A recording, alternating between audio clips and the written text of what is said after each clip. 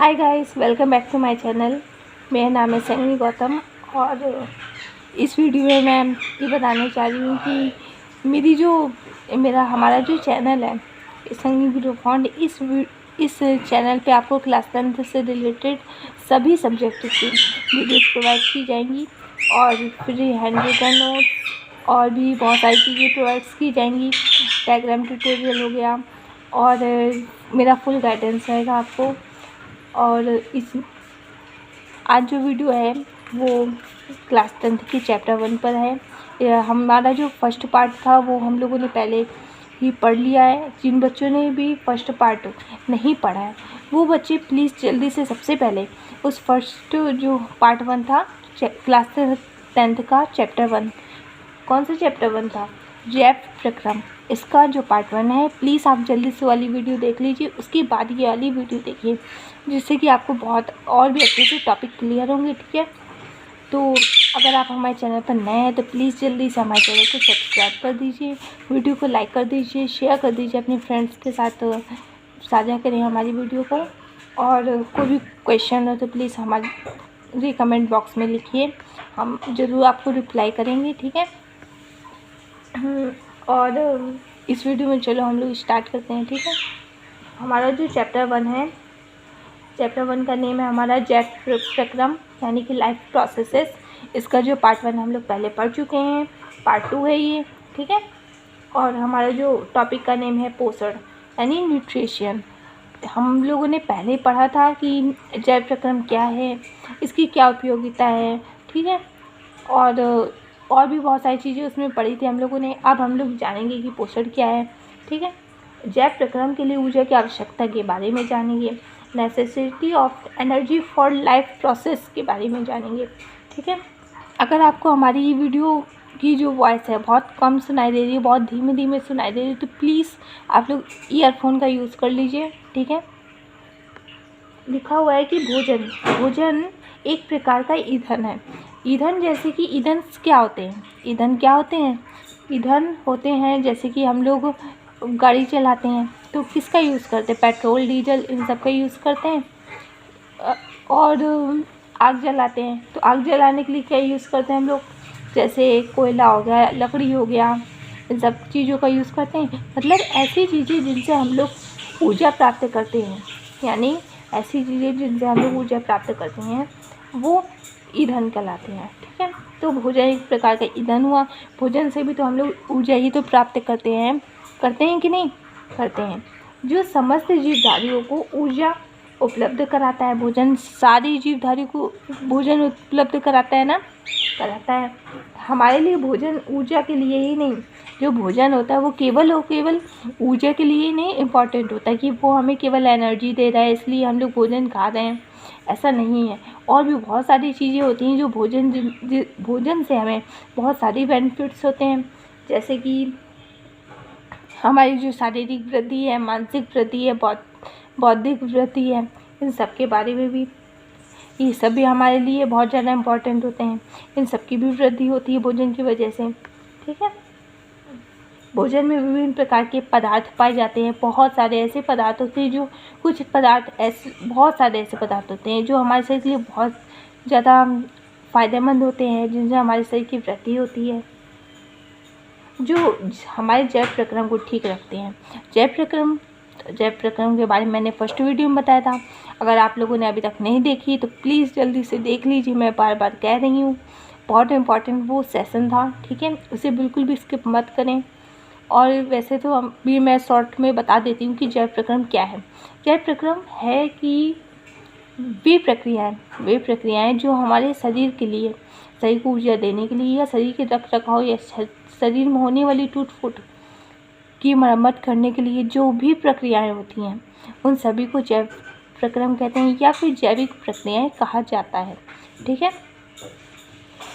इसको और ज़्यादा डिटेल में समझने के लिए वाली वीडियो प्लीज़ देख लीजिएगा। और ऊर्जा उत्पन्न करते हैं तथा वृद्धि करने में सहायक होते हैं। अब इसमें ये बताया गया है कि जो भोजन में पाए जाने वाले विभिन्न प्रकार के जो पदार्थ हैं उनसे ऊर्जा हम लोग प्राप्त करते हैं तथा वो हमारी वृद्धि में भी सहायक होते हैं। वृद्धि में सहायक होते हैं कि नहीं होते हैं? इन पदार्थों को क्या कहते हैं? इन पदार्थों को कहते हैं पोषक पदार्थ, यानी न्यूट्रिशंस। क्या कहते हैं? न्यूट्रिएंट्स। ओके। कई बार एग्जाम में क्वेश्चन बनता है कि पोषक पदार्थ क्या होते हैं, तो फिर इसमें बताना पड़ता है कि जो भोजन में उपस्थित विभिन्न प्रकार के जो पदार्थ हैं जिनसे हमें ऊर्जा प्राप्त करते हैं और जो वृद्धि में हमारे लिए सहायक होते हैं, वह सब पोषक पदार्थ कहलाते हैं। ठीक है। वह समस्त प्रक्रम जिसके द्वारा जीवधारी बाह्य वातावरण से भोजन ग्रहण करते हैं, यानी वह सभी प्रक्रियाएं जिनके द्वारा हम लोग बाह्य वातावरण से भोजन खाते हैं, भोजन खाया, फिर उसके बाद भोजन खाने से लेकर के भोजन से ऊर्जा प्राप्त करने तक जितनी भी प्रक्रियाएं होती हैं, पहले तो हम लोगों ने भोजन खाया, फिर भोजन खाने से, फिर भोजन से ऊर्जा भी तो प्राप्त करना है। भोजन खाने से ही तो ऊर्जा प्राप्त हो नहीं जाती है। भोजन पहले खाते हैं, फिर उसके बाद ऊर्जा प्राप्त करते हैं उससे, तभी तो हमें एनर्जी मिलती है। तो भोजन खाने से लेकर के भोजन उससे ऊर्जा प्राप्त करने तक के बीच में जितनी भी प्रक्रियाएं होती हैं, जितनी भी प्रक्रियाएं, वो सारी प्रक्रियाएं क्या कहलाती हैं? वो सारी प्रक्रियाएं पोषण कहलाती हैं। यानी भोजन से खाने से लेकर भोजन से ऊर्जा प्राप्त करने तक की जो भी प्रक्रिया है क्या कहलाती है? पोषण। वह समस्त प्रक्रम जिसके द्वारा जीवधारी बाह्य वातावरण से भोजन ग्रहण करते हैं तथा भोज्य पदार्थों से ऊर्जा प्राप्त करके अपनी समस्त जैविक प्रक्रियाएं चलाते हैं।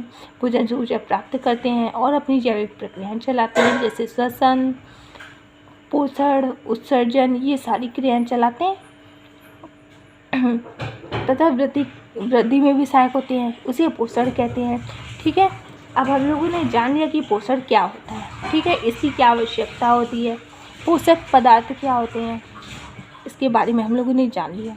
अब प्लीज़ इस पेज का आप लोग स्क्रीनशॉट ले लीजिए। आप लोग को दिख रहा होगा, आई होप। हाँ, दिख रहा है। प्लीज़ जल्दी से इसका स्क्रीनशॉट ले लीजिए। 1 2 3। आई होप आप लोगों ने स्क्रीनशॉट ले लिया होगा। ठीक है। अब मैं पेज टर्न करती हूँ। नेक्स्ट टॉपिक हम लोग अब पढ़ते हैं। दिख रहा है ना आप लोग को? हमारा जो नेक्स्ट टॉपिक है लिखा हुआ है पोषण की आवश्यकता या उपयोगिता, यानी कि पोषण की आवश्यकता हमें क्यों पड़ी, या फिर क्या आवश्यकता भाई है भी तो क्या आवश्यकता है, या इसकी उपयोगिता क्या है। ठीक है। नेसेसिटी और इम्पॉर्टेंट ऑफ न्यूट्रिशन। हमारा जो फर्स्ट पॉइंट है लिखा हुआ है समस्त जैविक क्रियाओं को सुचारू रूप से चलाने के लिए सभी जीवों को ऊर्जा की आवश्यकता होती है।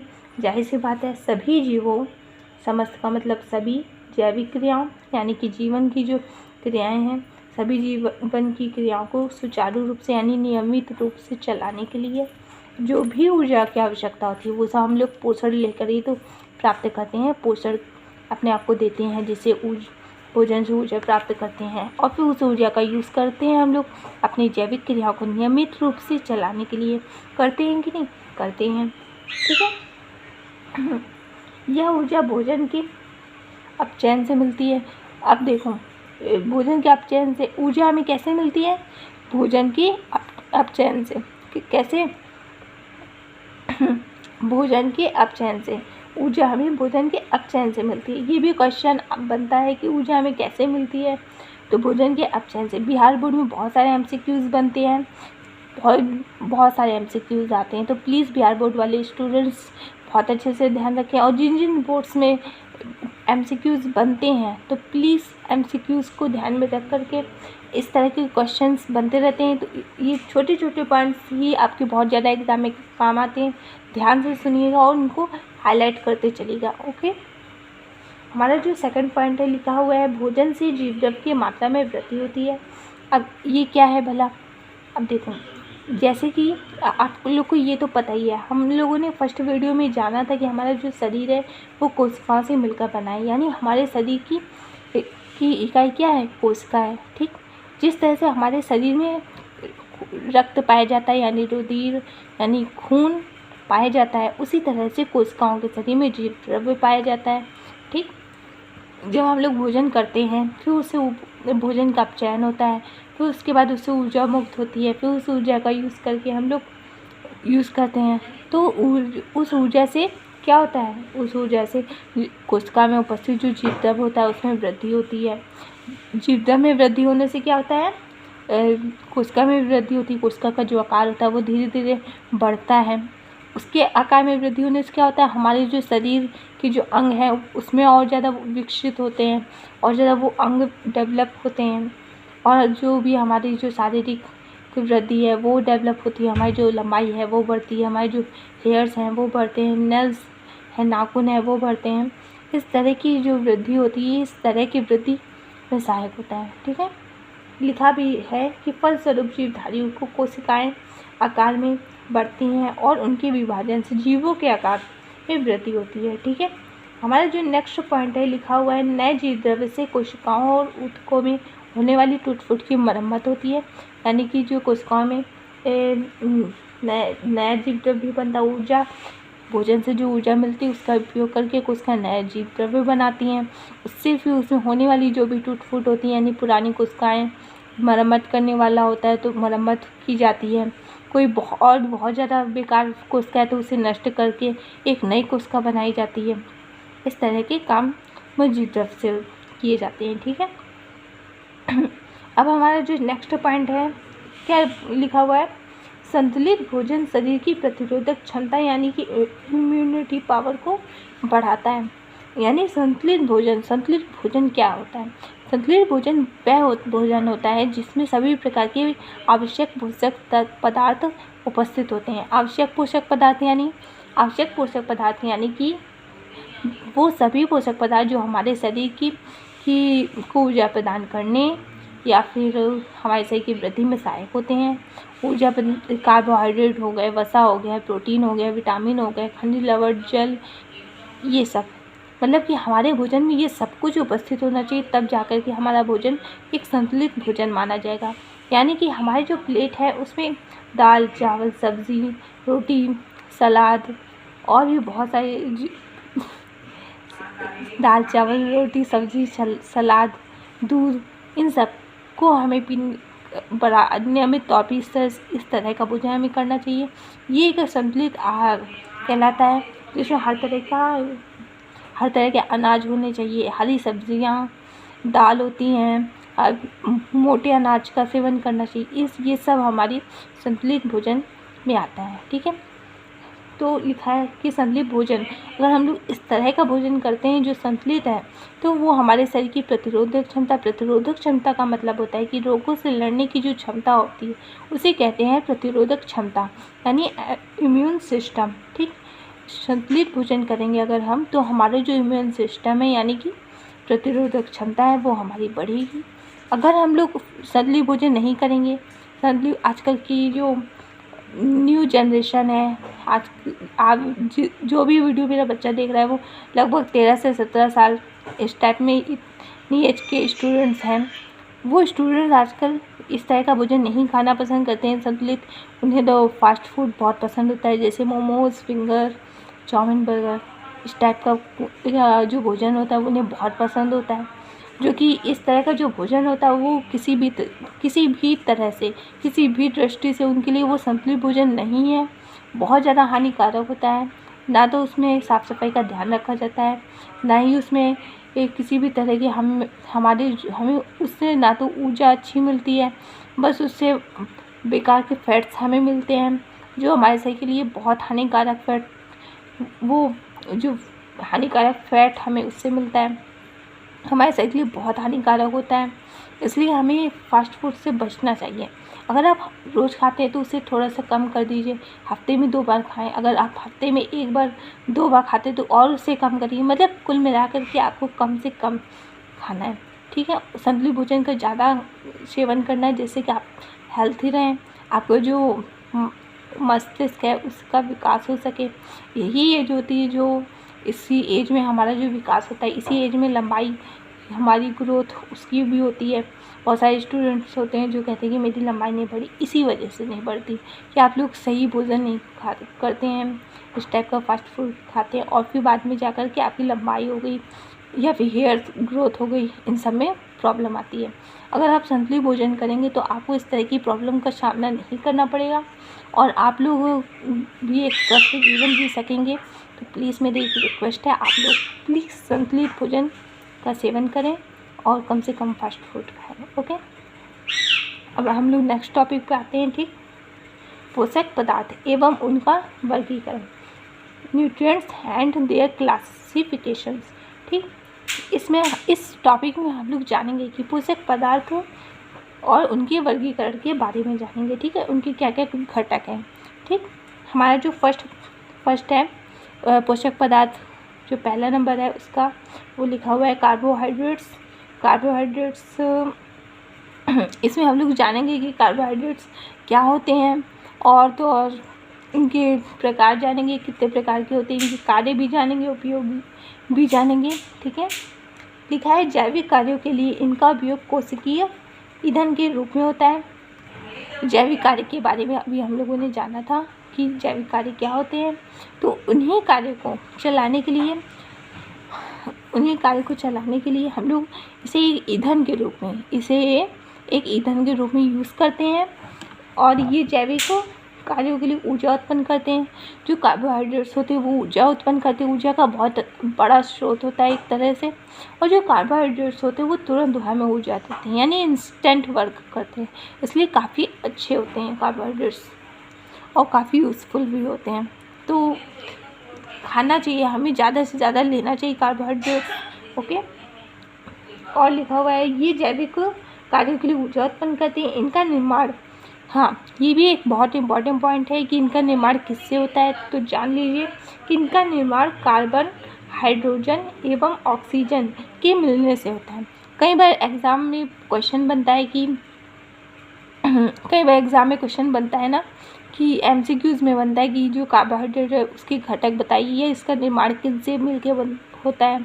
तो आपको पता होना चाहिए कि इसका निर्माण कार्बन, हाइड्रोजन तथा ऑक्सीजन से मिलकर बनता है और इनका जो रेशियो होता है वो होता है 1:2:1, यानी कि 1:2:1 इसके अनुपात में होता है। ठीक है, ये दो प्रकार के होते हैं, सरल कार्बोहाइड्रेट्स तथा जटिल कार्बोहाइड्रेट्स।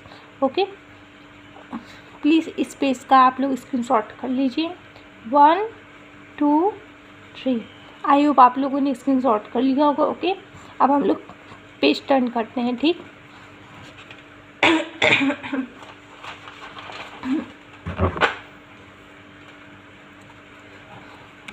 दिख रहा है ना आप लोगों को?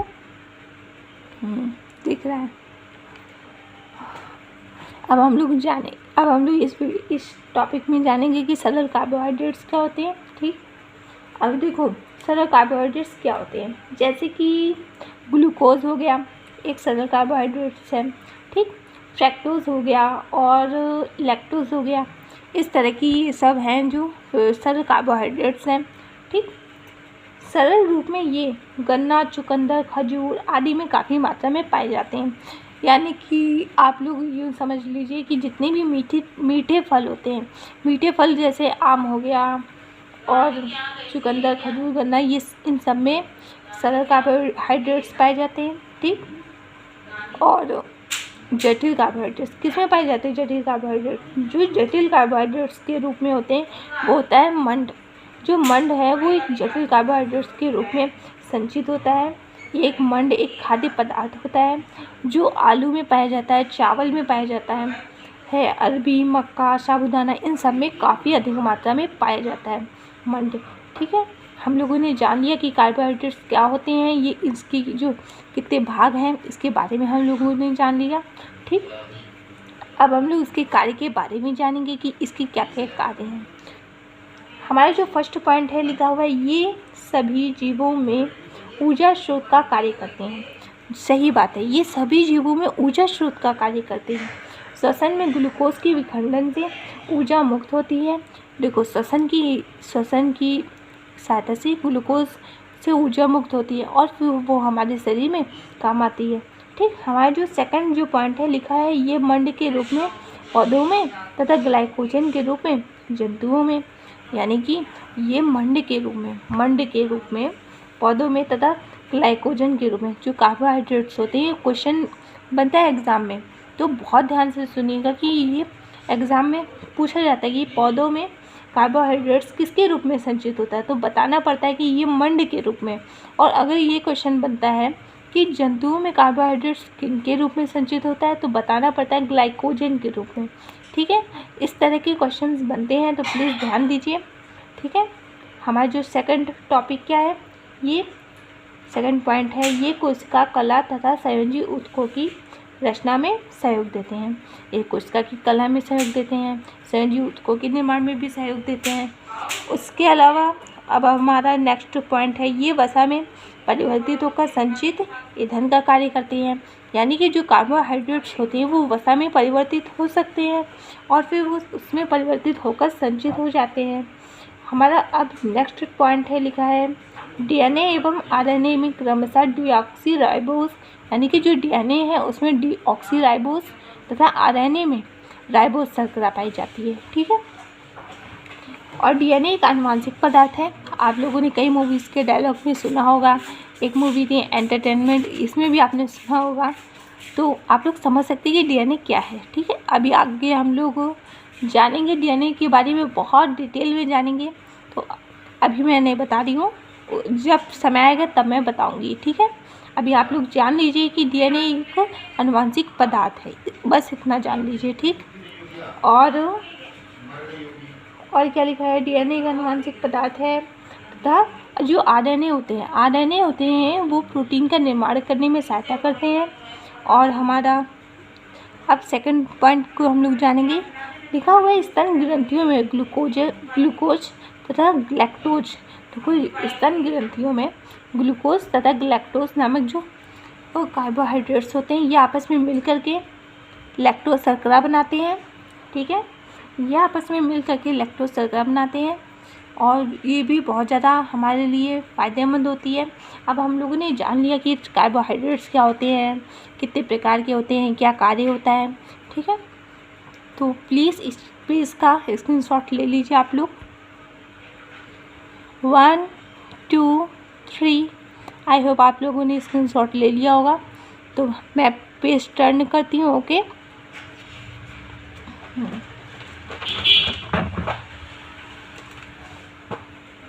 दिख रहा है ना आप लोगों को? आई होप दिख रहा है। अब हम लोग इसमें पढ़ेंगे कि वसा के बारे में पढ़ेंगे। वसा वही फैट। ओके, इसमें हम लोग फैट के बारे में पढ़ेंगे। लिखा है शरीर में अतिरिक्त भोज्य पदार्थ वसा के रूप में संग्रहित होता है। जो हमारे शरीर में अतिरिक्त भोज्य पदार्थ आ जाता है वो किसके रूप में स्टोर होता है? वो होता है वसा। वसा क्या होता है? वसा होता है जो हमारे घर में तेल होता है वो वसा है, जो घी है वो वसा है। ठीक, जो वसा होती है वो उसमें कार्बोहाइड्रेट्स की अपेक्षा अधिक ऊर्जा उससे हमें मिलती है।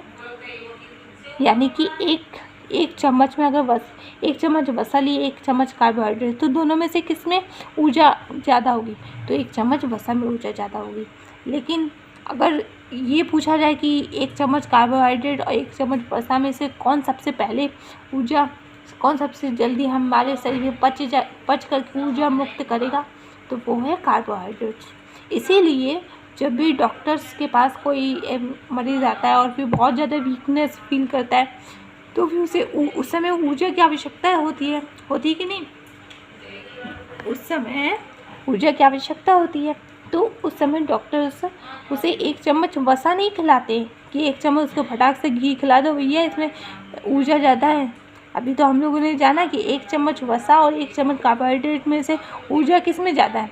वसा में है। तो हमारे अनुसार क्या होना चाहिए कि भाई डॉक्टर को एक चम्मच घी खिला देना चाहिए और फटाक से उसे ऊर्जा मिल जाएगी। लेकिन गलत, ऐसा नहीं है। डॉक्टर इस तरह का काम थोड़ी करते कि एक चम्मच घी खिला दें और उसको ऊर्जा मिल जाएगी ना। डॉक्टर्स उसे ग्लूकोज चढ़ाते हैं, ग्लूकोज उसे देते हैं। ग्लूकोज यानी कार्बोहाइड्रेट्स देते हैं। अब आप कहोगे कि भाई जो कार्बोहाइड्रेट है उसमें तो ऊर्जा कम होती है, लेकिन मैंने ये भी तो कहा कि जो वसा और कार्बोहाइड्रेट इन दोनों में से सबसे पहले कार्बोहाइड्रेट्स पचती है। सबसे पहले जब कार्बोहाइड्रेट्स पचती है तो फिर सबसे पहले जब कार्बोहाइड्रेट्स फंसती है तो फिर हमारे शरीर में जल्दी ऊर्जा भी तो वही मुक्त करेगी। सबसे पहले हमारे शरीर में सबसे पहले वही तो ऊर्जा देगी। वसा से पहले वो हमें ऊर्जा दे देगी। यानी 1 चम्मच घी एक इंसान को खिला दो और एक इंसान को ग्लूकोज चढ़ा दो, तो दोनों में से ऊर्जा सबसे पहले उस इंसान को मिलेगी जिसके शरीर में ग्लूकोज चढ़ रहा है। ठीक है, अगर डॉक्टर्स उस वीकनेस फील करने वाले इंसान को अगर घी देने में के चक्कर में लग जाएंगे तो फिर जब तक घी पचेगा ना तब तक तो क्या पता वो इंसान ही निपट लिए, क्या पता वो चल बसे। इससे अच्छा है कि भाई उसको ग्लूकोज दे दिया जाए, जिससे भले वो भाई मानते हैं कि ग्लूकोज कम ऊर्जा देगा घी की अपेक्षा, लेकिन ग्लूकोज इंस्टेंट तो वर्क करेगा।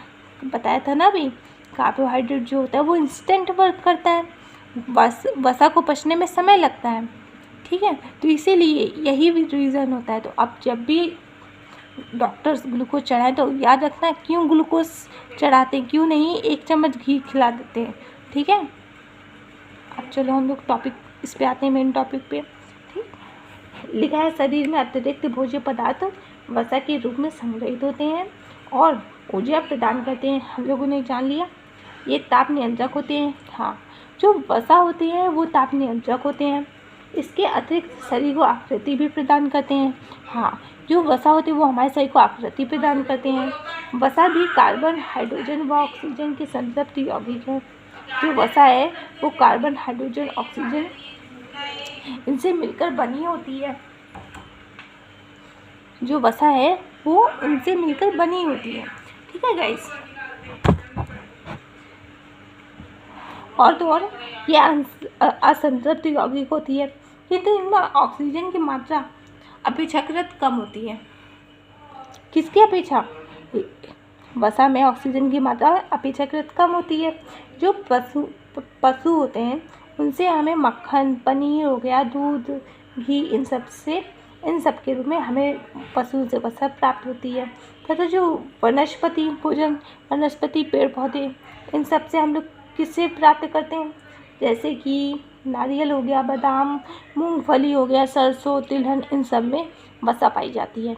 तो इन सब से हम लोग वसा प्राप्त करते हैं। ठीक है, अब हम लोगों ने जान लिया कि वसा क्या होती है। अब हम लोग नेक्स्ट टॉपिक क्या है हमारा? वसा के कार्य। अब हम लोग जानेंगे कि वसा के कार्य क्या होते हैं। ठीक, हमारा जो फर्स्ट पॉइंट है ये लिखा हुआ है, दिखाई दे रहा है ना आप सभी को? हाँ, दिखाई दे रहा है। ये ऊर्जा उत्पादन के प्रमुख स्रोत हैं। हाँ, ये तो बात सही है। जो वसा होती है वो ऊर्जा उत्पादन की प्रमुख स्रोत होती है। हमारा जो सेकंड पॉइंट है ये लिखा हुआ है, ये शरीर का ताप निश्चित बनाने में सहायता करते हैं। अभी हम लोगों ने पढ़ा था। ठीक है, अब हमारा जो सेकंड पॉइंट है लिखा हुआ है, इनका वास्तविक महत्व भोजन को संचित करने के रूप में होता है। हाँ, ये भोजन को संचित करने के रूप में कार्य करते हैं। ये विटामिन ए, डी, ई तथा कई हार्मोन के लिए विलायक का कार्य करते हैं। ये भी सही है। ये आवश्यकता पड़ने पर लिपोजेनेसिस क्रिया, एक तरह की जो क्रिया होती है उसे करते हैं और फिर कार्बोहाइड्रेट में परिवर्तित हो जाती हैं। यानी कि वसा कार्बोहाइड्रेट में परिवर्तित हो सकती है और कार्बोहाइड्रेट वसा में परिवर्तित हो सकती है। ठीक है, अब हम लोगों ने जान लिया कि वसा क्या होती है, वसा के कार्य क्या होते हैं, इसके बारे में जान लिया। अब हम लोग जानेंगे कि प्रोटीन क्या होती है। ठीक है, प्रोटीन एक जटिल कार्बनिक पदार्थ है। क्या है? प्रोटीन एक जटिल कार्बनिक पदार्थ है जो जीव द्रव्य का निर्माण करने वाला प्रमुख पदार्थ होता है। यानी कि ये जीव द्रव्य का निर्माण करता है। जो प्रोटीन है वो जीव द्रव्य का क्या करता है? निर्माण करता है। और प्रोटीन सभी प्रकार के एंजाइमों का निर्माण करता है। जो प्रोटीन होते हैं वो एंजाइम्स का भी निर्माण करते हैं। और तो और ये शरीर में हुई टूट फूट की मरम्मत करती हैं। जो प्रोटीन होती है, हमारी जितनी भी शरीर में टूट फूट होती है, नई कोशिकाओं का बनना, पुरानी कोशिकाओं का नष्ट होना, इन सब का भी प्रोटीन ही कार्य करती है। ठीक है, और आवश्यकता पड़ने पर ऑक्सीजन द्वारा ऊर्जा प्रदान भी करती है। ऑक्सीकरण करके ऊर्जा भी प्रदान करती है। ठीक है, अब इस पेज का प्लीज़ आप लोग स्क्रीनशॉट ले लीजिए। दिख रहा है ना आप सभी को? हाँ, दिख रहा है। और 1, 2, 3 आई होप आप लोगों ने स्क्रीनशॉट ले लिया होगा। मैं पेज टर्न करती हूँ। ओके,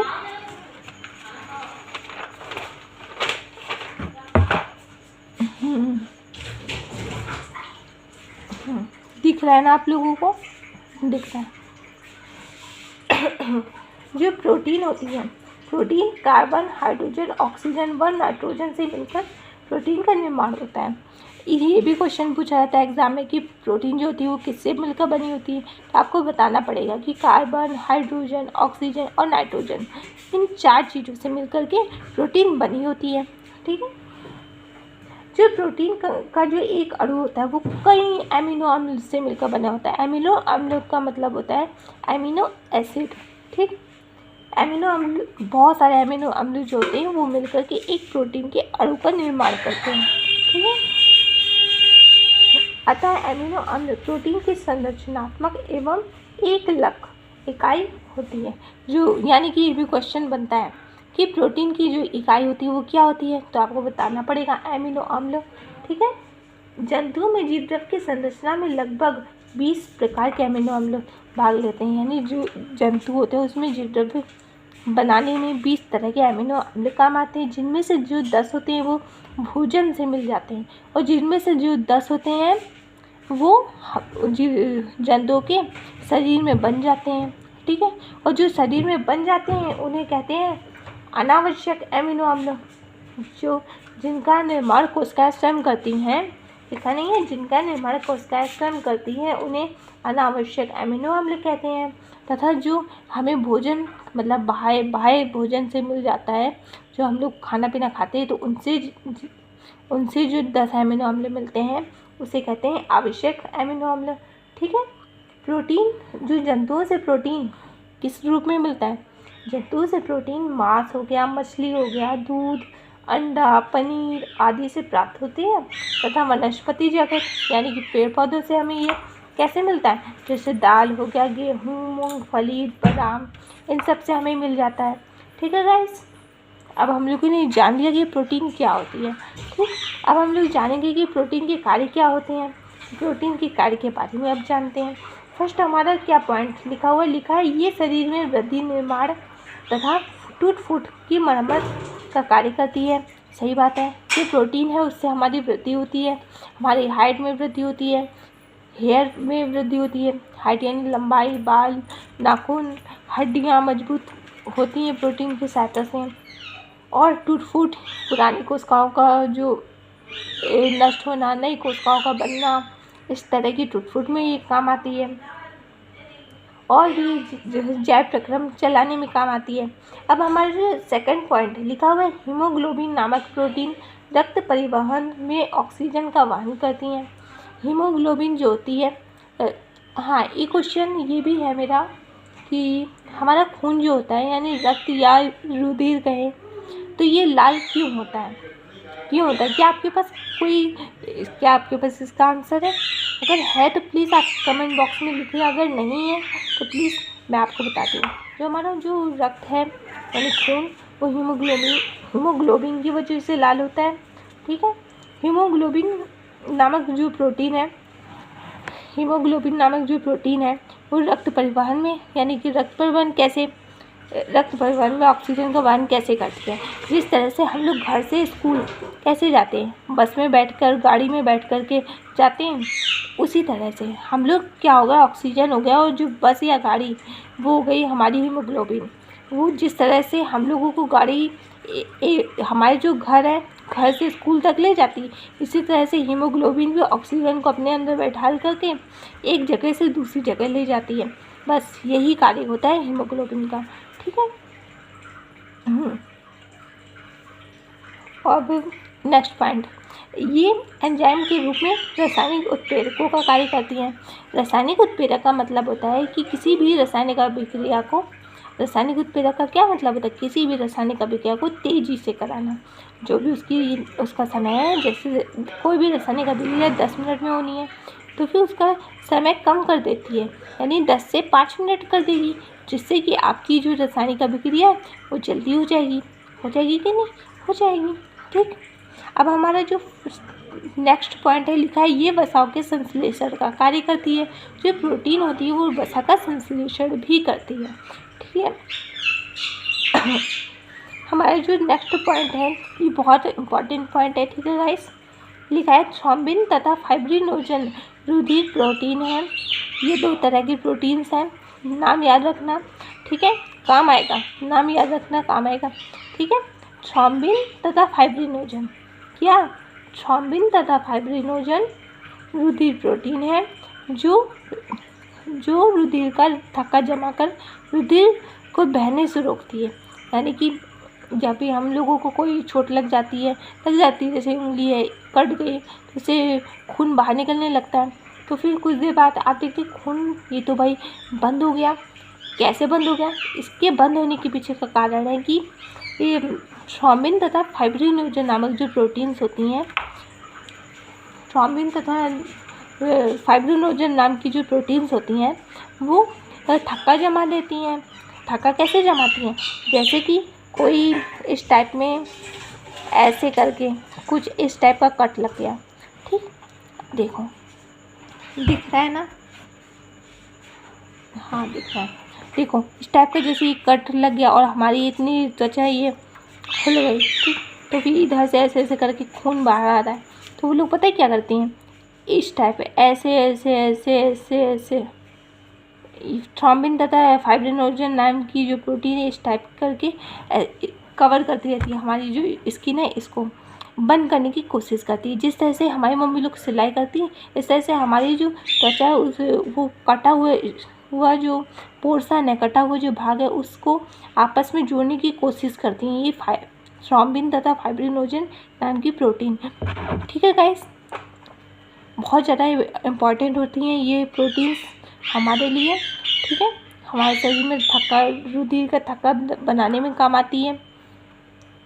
कई बार ये भी क्वेश्चन आता है कि हमारा जो रुधिर का जो थक्का है वो क्यों जमता है, कौन सी प्रोटीन काम आती है, इसके बारे में पूछा जाता है। तो प्लीज़ आप याद रखें कि थ्रोम्बिन तथा फाइब्रिनोजन, ठीक।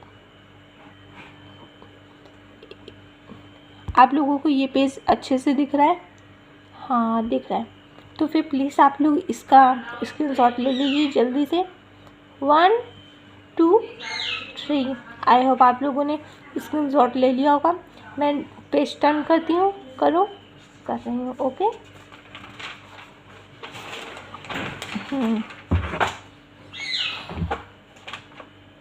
दिख रहा है ना आप लोगों को? हाँ दिख रहा है ना? हाँ, हमारा जो नेक्स्ट पॉइंट है विटामिन। अब हम लोग विटामिन के बारे में पढ़ेंगे, ठीक है। ये जटिल कार्बनिक पदार्थ है जो शरीर की उपापचय क्रियाओं के लिए आवश्यक होती हैं, शरीर उपापचय क्रियाओं को करती हैं तथा शरीर की प्रतिरक्षा प्रदान करती हैं। प्रतिरक्षा का मतलब होता है शरीर को रोगों से लड़ने की क्षमता प्रदान करती है। जो विटामिन होती हैं वो हमें रोगों से लड़ने की क्षमता प्रदान करते हैं, ठीक है। अगर इनकी कमी हो जाती है तो हमें अपूर्णता रोग हो जाता है। अपूर्णता रोग का मतलब होता है डेफिशिएंसी डिसीज़ हो जाती है और इन्हें वृद्धि कारक यानी ग्रोथ फैक्टर्स भी कहते हैं। विभिन्न भोज्य पदार्थों से हमें भिन्न विटामिन मिलते हैं। जैसे नींबू से हमें विटामिन सी, लाल रंग के फल से हमें विटामिन ए, मोटे अनाज हो गए सबसे विटामिन बी, और जैसे कि सूर्य की रोशनी से हमें विटामिन डी। इस तरह की चीज़ों से हमें विटामिन मिलती हैं, ठीक है। अलग अलग चीज़ों से अलग अलग तरह की विटामिन मिलती हैं। और तो और सर्वप्रथम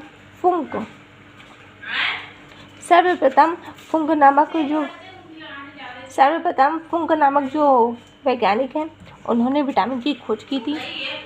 फुंक ने सन 1911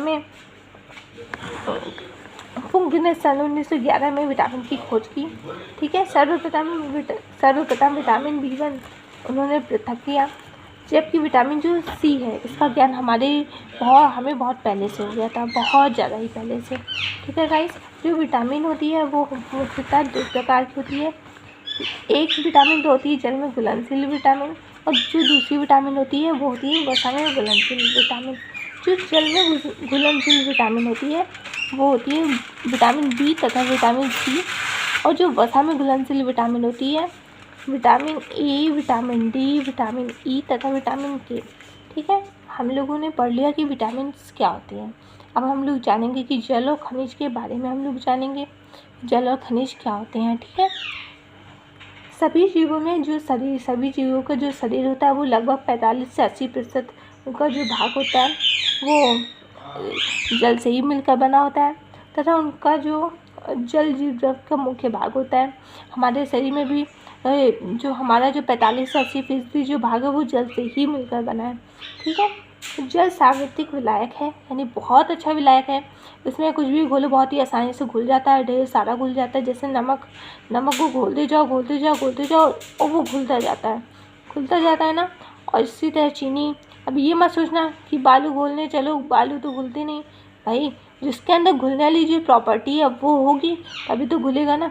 चीनी के अंदर है, नमक के अंदर है घुलने वाली प्रॉपर्टी, बट बालू के अंदर नहीं है, तो वो नहीं घुलेगा।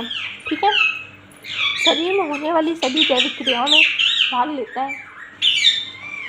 शरीर में होने वाली सभी जैविक क्रियाएं उनमें भाग लेता है। यह शरीर के ताप को नियंत्रित करता है तथा पदार्थों के स्थानांतरण में भी सहायक होता है। ठीक है गाइस, हमारे शरीर का लगभग 4 से 5% जो भाग है वो खनिज लवणों से ही होता है। खनिज लवण क्या होते हैं, जैसे कि मैग्नीशियम, सोडियम और आयरन हो गया, पोटेशियम हो गया, ये सभी चीज़ें खनिज लवण हैं। ये हमारे शरीर के लिए बहुत ज़्यादा इम्पॉर्टेंट होते हैं। ठीक है, अकार्बनिक खनिज लवण उनके अपचयी क्रियाओं को करने के लिए आवश्यक होते हैं। ये शरीर के विभिन्न अंगों के निर्माण में सहायक होते हैं, जैसे कि कैल्शियम और फास्फोरस दांतों और हड्डियों को बनाने के लिए सहायक होते हैं। और क्या चीज़ है, जैसे कि और जो लोहा होता है, लोहा जो होता है हीमोग्लोबिन के निर्माण के लिए सहायक होता है। आयोडीन होता है वो थायरॉक्सिन के लिए निर्माण के लिए सहायक होता है, इन सभी के लिए सहायक होता है। ठीक है, प्लीज़ आप इस पेज का स्क्रीनशॉट कर लीजिए। दिख रहा है ना आप लोगों को, क्लियर है? प्लीज़ इस पेज का आप लोग स्क्रीनशॉट कर लीजिए। आई होप आप कर लिया। 1 2 3 आई होप आप लोगों ने स्क्रीनशॉट कर लिया होगा। ठीक है, आप लोगों को आज मैंने इतने टॉपिक्स क्लियर कर दिए हैं और आगे तो नहीं है। नहीं है, बस आज के लिए इतना ही है। अब हाँ, जिन बच्चों ने पहला वाला सेशन नहीं देखा है वो बच्चे प्लीज़ जल्दी से वाला सेशन देख लीजिए, पार्ट 1 वाला। ठीक है, बहुत ज़्यादा इम्पॉर्टेंट है वो वाला भी, और इसे तो देखना ही देखना है, बिल्कुल भी स्किप मत करा करिए मेरे सेशन को। ठीक है, अपने सभी भाई बहनों, दोस्तों, इन सब से मेरी वीडियो को प्लीज़ शेयर करिए।